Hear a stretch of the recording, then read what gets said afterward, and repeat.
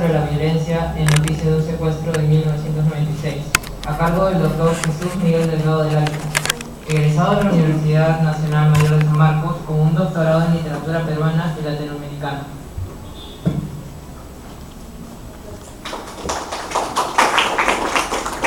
Hola. Bien.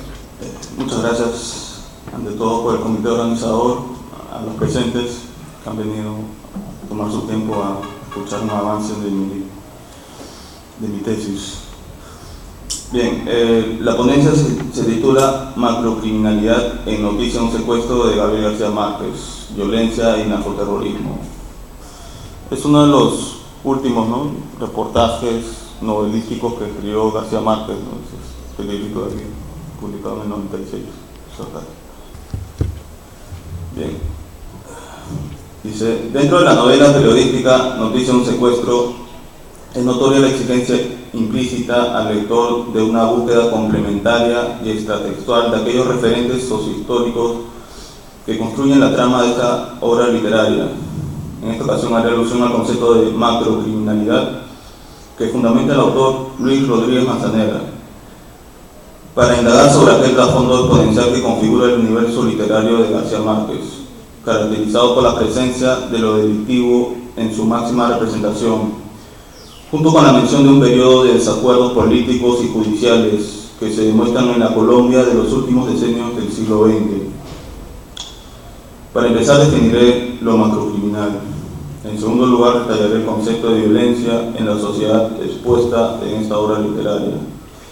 En tercer lugar, sostener la incorporación del narcoterrorismo colombiano con la visualización de las guerrillas como las FARC y el M-19, las entidades paramilitares como el MAS, algunos funcionarios corruptos de las fuerzas militares y policiales, por ejemplo, la Policía Nacional de Colombia y el Departamento Administrativo de Seguridad o el DAS, y los mismos narcoterroristas, el cartel de Medellín, o también llamado los extraditables,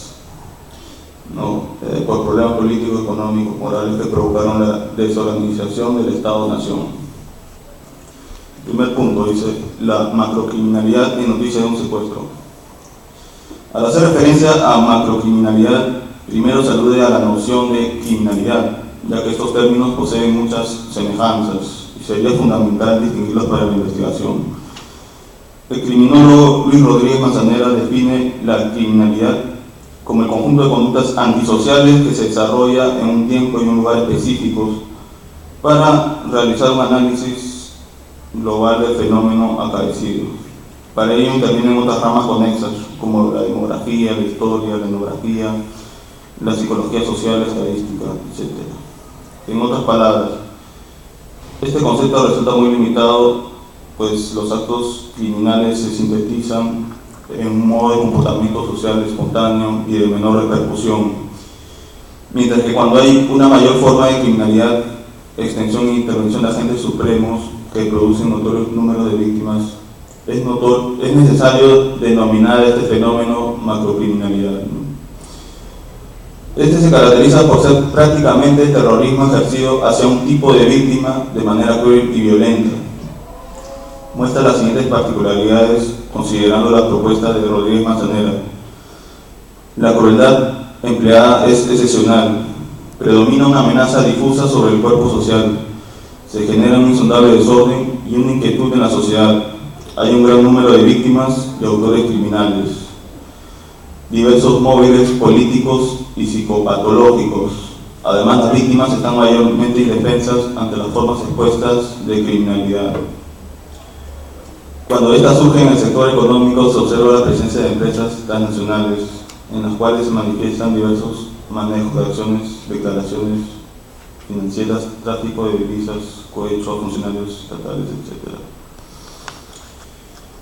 Bien, lo que yo quise hacer en este primer apartado era distinguir el concepto de criminalidad con macrocriminalidad, Por ejemplo, contextualizando aquí en el Perú, el concepto de criminalidad es lo que pensamos todos los días, los robos, los secuestros, que al parecer no tienen ni una repercusión sobre la política, Suceden casos específicos, con personas específicas, claro que por motivos económicos, ¿no?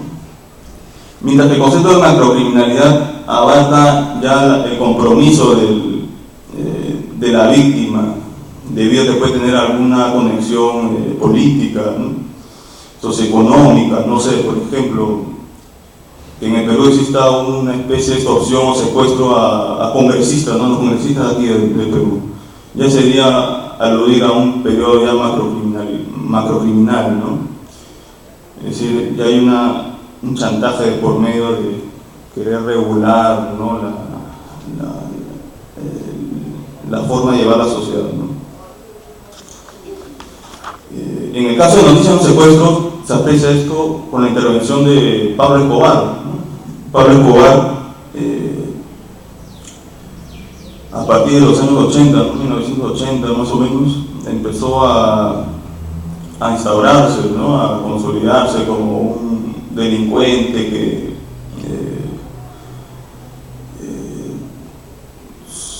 digamos que se introdujo en este ámbito narcoterrorista, ¿no? Y a fines de los 80 llega a incorporarse al Congreso de la República de Colombia, ¿no? Con todo el poder, la economía, el capital simbólico que tenía, ¿no? Entonces a partir de ahí empieza a hacer negociaciones, ¿no? Empieza a chantajear a los políticos, ¿no? Que se caracterizan, al igual que como en cualquier país latinoamericano, se caracterizan por la corrupción, ¿no? Por el dinero ilícito que va siendo incorporado en sus vidas, ¿no? Entonces, lo que hace Pablo Escobar es extorsionar a los políticos, ¿no? Y ahí su denominación de macrocriminal, ¿no? Es decir, compromete varios ámbitos de la vida, ¿no? De la vida social, ¿no? La política, la economía. Secuestro, ¿no? Secuestra a la hija del presidente, ¿no? Entre otros, a reporteros y demás. Acá está, no sigo con la lectura, voy a adelantar un poco. A ver, ¿cómo se aprecia el tema de la violencia en Noticias de un secuestro? Dice, la violencia es un referente cultural de la época, al igual que la música, el cine, la literatura, las noticias, las entrevistas, los crímenes. Deben ser siempre configurados bajo esa misma óptica. La retención de esta manifestación pervive en la sociedad y se encuentra en continuo aumento, además de que constantemente se exhiben preocupantes mecanismos de retroalimentación. Ahora, cuando tratamos la violencia institucional, hay un enfoque más globalizador con respecto a la parte criminológica, y esta resulta ser el síntoma del fracaso de los planes de prevención y tratamiento. Se hace alusión a una criminalidad violenta, más trascendente que la empleada en robos o fraudes, ¿no? La utilidad de la violencia se visibiliza distintivamente en ámbitos donde se ejerce la macrocriminalidad, la cual resulta más violenta por el hecho de que se emplean armas y hay contextos sociopolíticos de por medio. Como contraparte, ha provocado que también la policía cuente con armamentística más rápida y efectiva para contrarrestar los ataques nacionales, incluso hasta en el instante de ejercer la violencia institucionalizada. Ante ello, un interrogante se puede destacar en función de la lectura de Noticias de un secuestro. ¿Las armas empleadas por las entidades policiales son suficientes y efectivas en ese panorama? Definitivamente no. Aquello se demuestra en un fragmento de la novela, cuando se afirma que los narcoterroristas poseen similares o mejores dispositivos. Aquí hago una cita de la novela de García Márquez, ¿no? Dice: fue casi de seguro un proyectil de calibre 5,56, quizás disparado por un fusil de condiciones técnicas similares, si no iguales, a un AUG austriaco hallado en el lugar de los hechos, que no era de uso reglamentario de la policía. Ahí cierro la cita, ¿no? Sin embargo, el apoyo de otros recursos para facilitar cualquier otro tipo de operativo para los policías es significativo: los medios de transporte, los de comunicación y la vigencia de organismos militares. Esta estructuración permite que aún se puedan realizar intervenciones para impugnar el narcoterrorismo, tal como se puede apreciar en la siguiente cita de la novela también. Una cita más. El operativo se inició a las 11 de la mañana del 25 de enero, cuando salió de la escuela Carlos Holguín de Medellín, el capitán Jairo Salcedo García, con 7 oficiales, 5 suboficiales y 40 agentes. Una hora después salió el capitán Eduardo Martínez Solanilla con 2 oficiales, 2 suboficiales y 61 agentes. está la mención o la intervención de los funcionarios, entidades del gobierno. Ahora, el tema del narcoterrorismo en la novela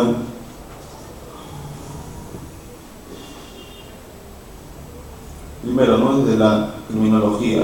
Catalina Bello Montes plantea que una estrategia para que los terroristas aseguren su precaución es amenazando a los pobladores de una determinada región, por lo que ellos aceptarán perder algo de privacidad con el fin de tener mayor seguridad. Estas, entre otras actividades, atentan contra los derechos humanos. Sin embargo, hay mecanismos más complejos como se aprecia en la novela. Acá también hago una conexión con Noticia un secuestro, ¿no? Es decir, la forma como se organizaban los carteles, en este caso el cartel de Medellín, era bajo la seguridad que Pablo Escobar les daba a sus pobladores, ¿no?, a las comunas, ¿no? Les daba educación, comida, vivienda, aparentemente de forma desinteresada, ¿no? Sin embargo, luego Pablo Escobar se sentía con la autoridad de que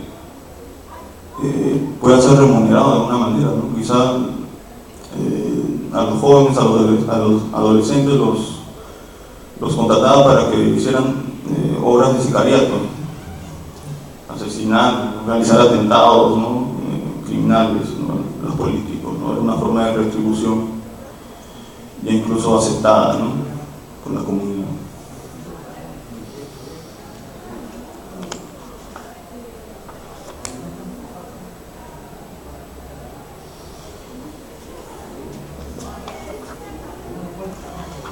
El narcoterrorismo también sirvió como una forma de presión.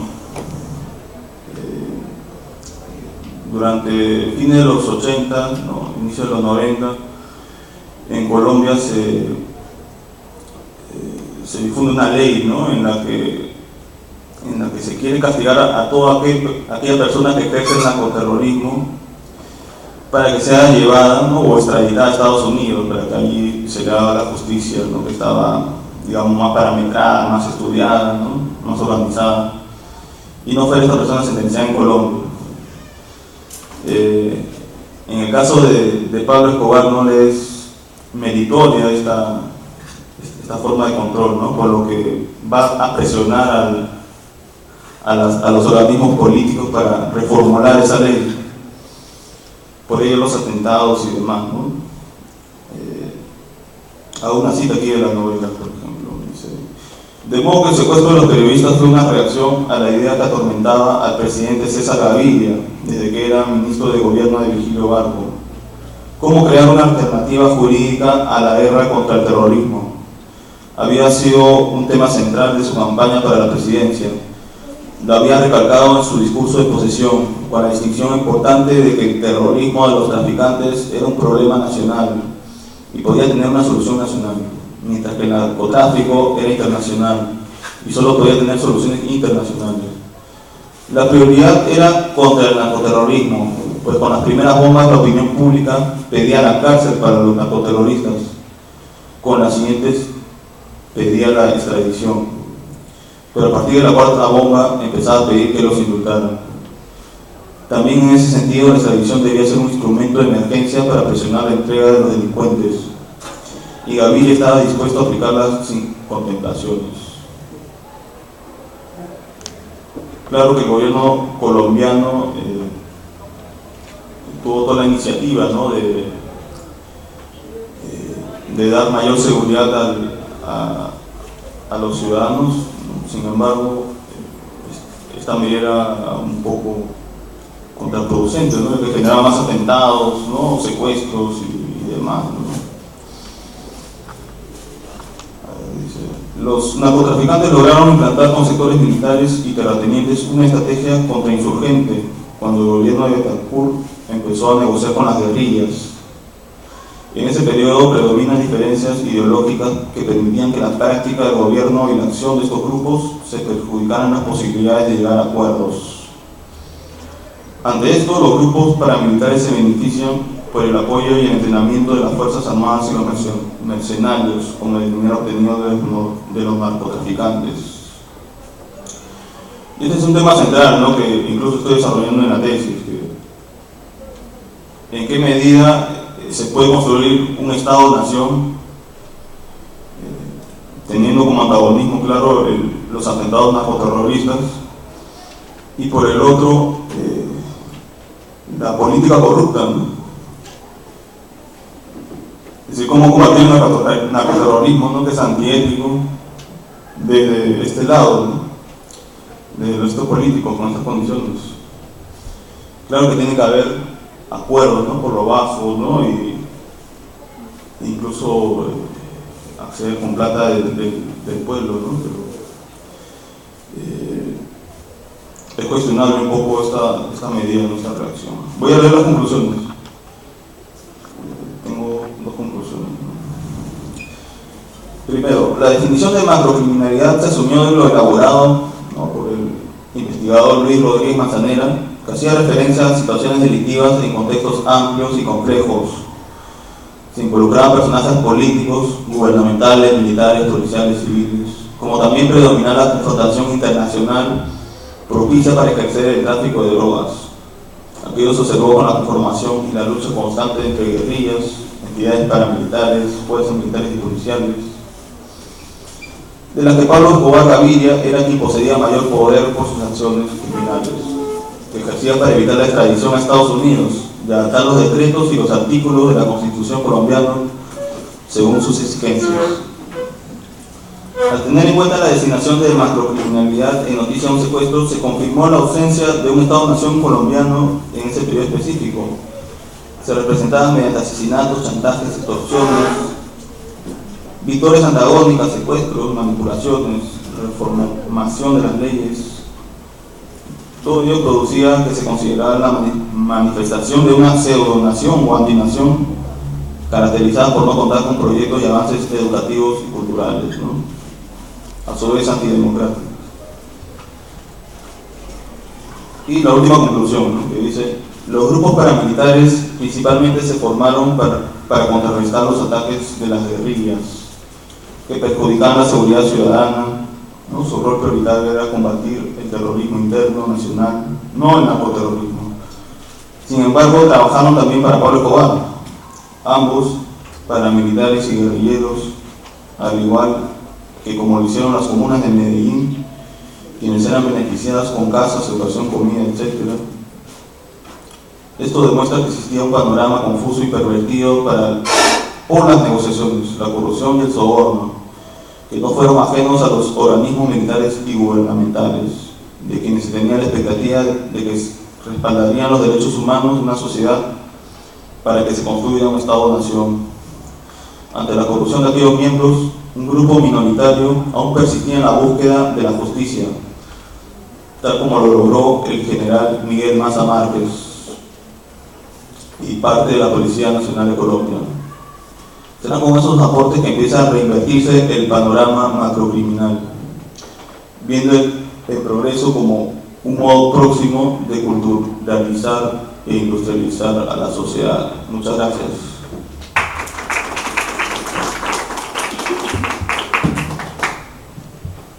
Bueno, ¿alguien tiene alguna pregunta para realizar?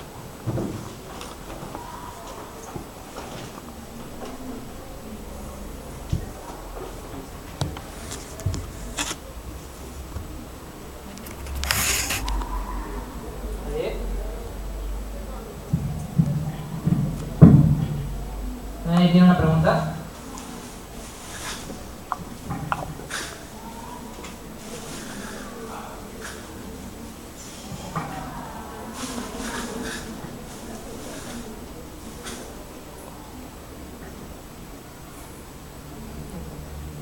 Bueno, entonces pasaremos a la siguiente mesa de la señora Alejandra Gaunet, 50%.